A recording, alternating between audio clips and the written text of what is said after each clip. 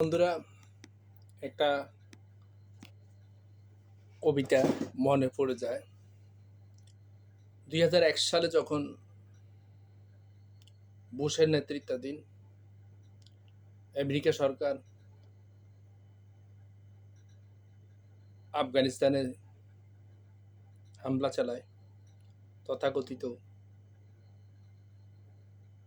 Osama bin লাদেনের মতো জঙ্গির কথা বলে এখানে জঙ্গি হামলা চালায়, তখন একজন কবি একটা কবিতা লিখেছেন প্রথম আলোর পত্রিকায়। কবিতার নাম আমার মুখস্থ নেই, তো কবিতাটা আমার মনে আছে। আজকে দীর্ঘ ২৬ বছর পরে কেন কবিতাটা বলতেছি, আজকের প্রেক্ষাপটটা ওই কবিতা তখন বলে গেছিল।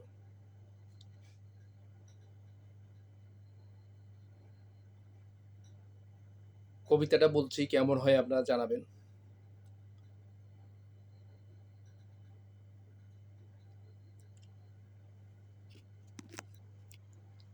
শান্তি নামে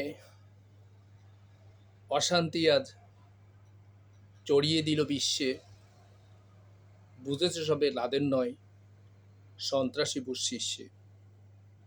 অস্ত্রবিন্যাস এক অজুহাত, সাম্রাজ্যবাদ লক্ষ্য, যুদ্ধ দিয়ে চেপে ধরেছে মানবতার বক্ষ। আফগান আজ বিরান ভূমি, কি ছিল তার দোষটা? ইরাকের পর ইরান, তারপর কোন দেশটা? নমরুদ আর ফেরাউনেরা দেখিয়েছিল দম্ভ, ধ্বংস হলো সাদ্দাম তার করুণ স্তম্ভ। তাদের খাতায় নাম লিখলে হবে না তোর শান্তি, বিশ্ব শান্তি করল বিনাশ ইবলিসের এই মন্ত্রী। তো আসলে কথাগুলা তো ওনার যুক্তি, কেননা আফগান হামলা, তারপর ইরাক হামলা, ঠিক আফগান হামলার ১১-১০ বছর পরে ২০১১ সালে ইরাকে হামলা, ইরাক হামলার ঠিক ১৪ বছর পরে বা ১৫ বছর পরে এসে ঠিক ইরানে হামলা। ওই কবির ভাষাটা, ওই দার্শনিকের চিন্তাটা আমার একদম কেন জানি সত্য প্রমাণিত হয়ে যাচ্ছে। তো যারা আমেরিকার যারা জঙ্গি হামলা করতেছেন, বা এখানে আমেরিকা যারা ইরানে হামলা করছেন, অন্যায্যভাবে অন্যায়ভাবে ইরানে হামলা করেছেন, তার দাঁত ভাঙ্গা জবাব ইরান দিয়ে দিচ্ছে।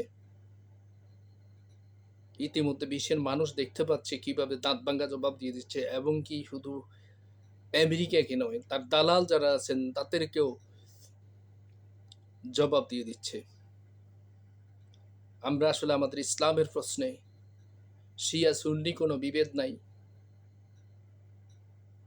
ইসলামের প্রশ্নে ওয়াহাবি খারিজি কোনো প্রশ্ন নাই। ইসলামের প্রশ্নে আমরা সবাই এক হওয়া দরকার।